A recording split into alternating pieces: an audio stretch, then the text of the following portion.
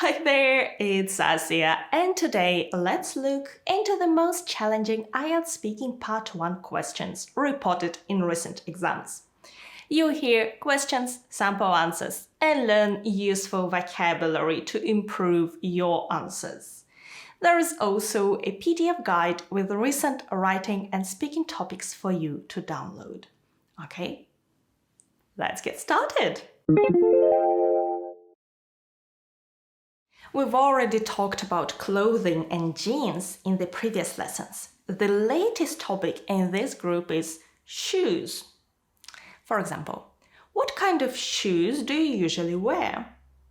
Well, I walk quite a lot, so I prefer something comfortable. Flats or loafers, but when I go out, I like to wear heels.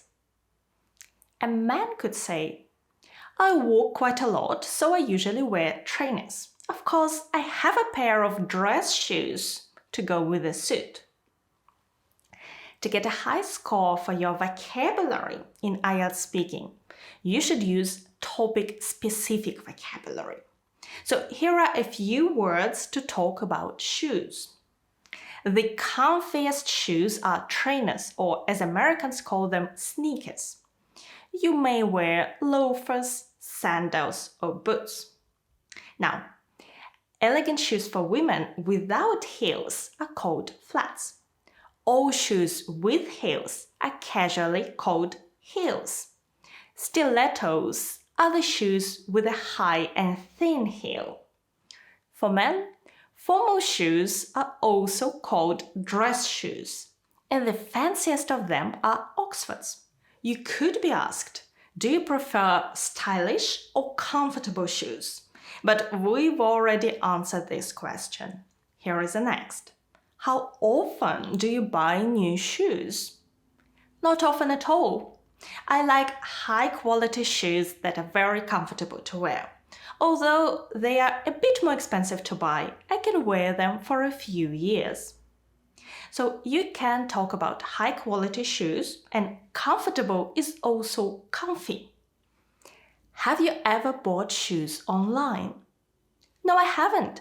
I find that not all shoes of my size fit me well, so I usually try a few pairs on before I buy anything.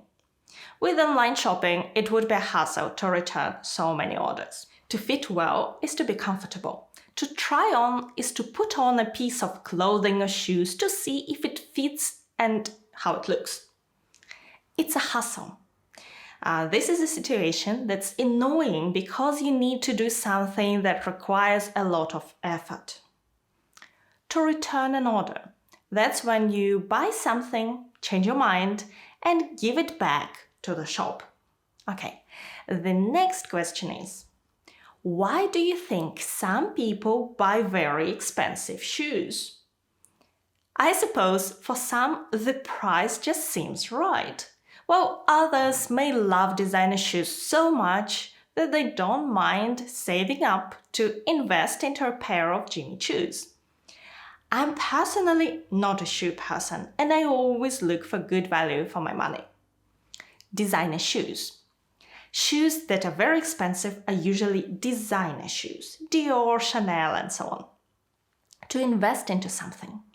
Of course, you can invest into your education or shares. But sometimes people say that something is an investment just because it's too expensive.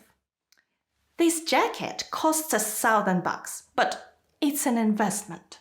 A pair of Jimmy Choos. Well, that's a brand that people often name when they want to refer to very expensive shoes. Perhaps you've heard people saying, I'm a dog person or I'm a cat person. You may also say, I'm a shoe person if you love designer shoes, or I'm not a shoe person if you don't think that investing into Jimmy Choos is a great idea. The next topic is advertisements. In case you're not sure what those are, every time you click to watch a YouTube video, you see an advertisement or two. Actually, you can pronounce this word in two different ways. Advertisement is British. Advertisement is American. An advertisement is also an ad or advert. Pay attention to the preposition. An advertisement for something, an ad for a coffee machine, an advert for an electric car. So, how do you feel about advertisements? I think we see way too many of them, and sometimes they get quite annoying. Especially on TV, commercials are so long and frequent that each movie or program is probably 30 or 50% longer than it really is. That's one of the reasons why I prefer watching Netflix to regular TV channels. A commercial is an ad on TV or on the radio.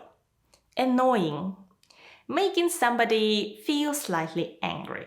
And please note that we say ads are annoying to me, or I'm annoyed by ads. Something is annoying and someone is annoyed. Do you watch advertisements until the end? Surprisingly, sometimes I do. Well, when I watch TV, I either ignore ads or I switch the channel to avoid them. On YouTube, I also skip most ads, unless I want a particular YouTuber to get paid a bit more, and then I watch ads on their channel. Indeed, YouTube only pays its creators when people watch the full ad or at least 30 seconds of a long ad. So thank you so much to everyone who watches ads on my lessons. To switch the channel is to change the channel. To skip ads is to move straight to the video. Do advertisements influence your choice of product? Or, a more informal wording, have you ever bought something because of its advertisement? I'm sure I have. Ads affect us on the subconscious level. When we see a product we recognize, we tend to feel that it's better than other products we've never seen before. That's why brands spend a lot of money running promotions to increase brand awareness. Subconscious. That's something that influences your behavior even though you're not aware of it. A promotion. Marketing activities done to increase the sales of a product. Brand awareness. That's how familiar customers are with the brand or its products. Okay, the next question is, do you remember any adverts you saw when you were younger? Most questions in IELTS speaking are about the present, but this one is about the past, so it requires the past tense in your answer. Well, in Russia, there was an ad promoting juice, at the very beginning of which kids exclaimed, "Aunt Asi has arrived." I remember it very well because my classmates teased me with this phrase for years, long after the ad had been discontinued. This is my story, so please think which ad you could talk about.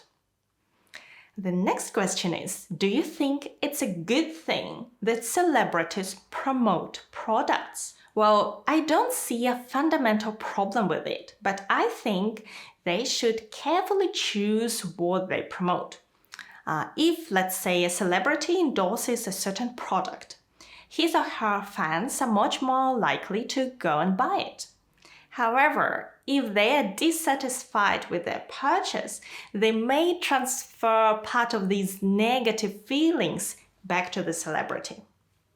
A celebrity endorsement, that's a statement by someone famous saying that they use and like this particular product. The next topic is science. Did you study science at school? Oh yes. In secondary school, I studied all the main science subjects: physics, chemistry, biology, and even astronomy. All these courses were compulsory in my school. Okay, the main science subjects are physics, chemistry, biology, earth science, astronomy, and some others. Compulsory subjects are those that all students must study. Compare them to optional subjects, which some students choose to study.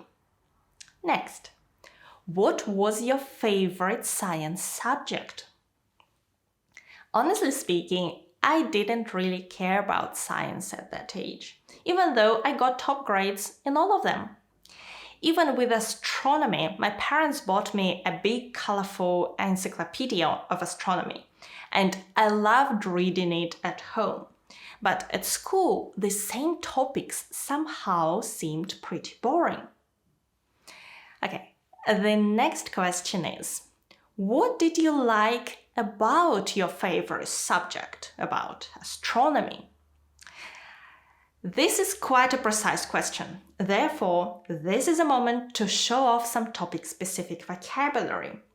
Here's my answer.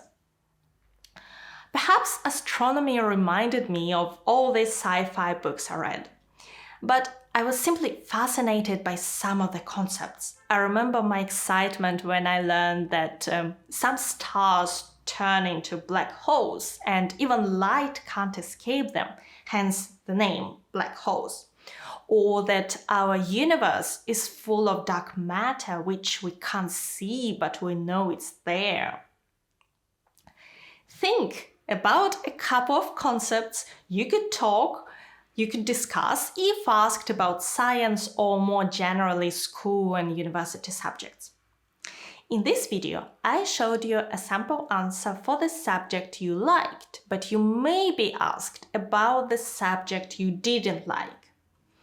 I leave this one with you because it's time for us to move on to the next topic, wallets. Here is our question. Do you have a wallet? First of all, let's talk about the definitions. A wallet is a small folding case for keeping money and cards in. I remember learning at school that wallets are only for men. Actually, if you carry something like this, it's called a wallet irrespective of your gender. A purse is a small bag for carrying coins, money, and so on, used by women. A purse is usually larger than a wallet. Here is my answer. I have a small wallet made of red leather that I always carry in my handbag. The next question is, what do you carry in your wallet? I use it mainly for my credit cards, quite a few discount cards, and my driving license. In London, I rarely pay cash, so I usually have no paper money in it at all. You know, it's quite common to refer to both credit cards and debit cards together as credit cards. Some people also carry a family photo or a photo of their partner or spouse, so that's something you could mention. Next, when did you buy your first wallet? To be honest, I really don't remember. It must have been at university because when I was at school, I hardly had any pocket money to need a wallet. Must have plus verb plus ed. That's the past form of must. If you're talking about the present, you just say must plus the verb. Who's knocking on the door? It must be my brother. That's the present tense. Who was banging on your door yesterday? It must have been my brother. That's the past form. Pocket money, that's a small amount of money that parents give to their children. Next, have you ever lost your wallet? Well, once I had my wallet stolen while I was queuing at a coffee shop. I didn't have any cash there, but before I could block all my cards, the pickpocket managed to buy quite a lot of food in the supermarket nearby using contactless payments. He was never caught, but luckily my bank refunded me all the money. To have something stolen, I had my wallet stolen. That's a nice expression to talk about this terrible situation. To queue, this is a British word meaning to wait in line. A pickpocket, that's a person who steals money and phones from people's pockets or bags. contactless payments or cards. When you pay with your card or phone by just touching the payment machine, it's a contactless payment. These are the latest complex topics reported in IELTS Speaking Part 1. But many topics are used over and over again. For example, in the last month, students reported questions about colors, flowers, writing versus typing, traveling by car, and I've covered all these topics in the previous videos. You can download a PDF guide with all these recent writing and speaking topics if you follow the link below. For more speaking topics and sample answers, please watch these videos here. Thank you so much for joining me today. Good luck with your preparation and your exam. Bye!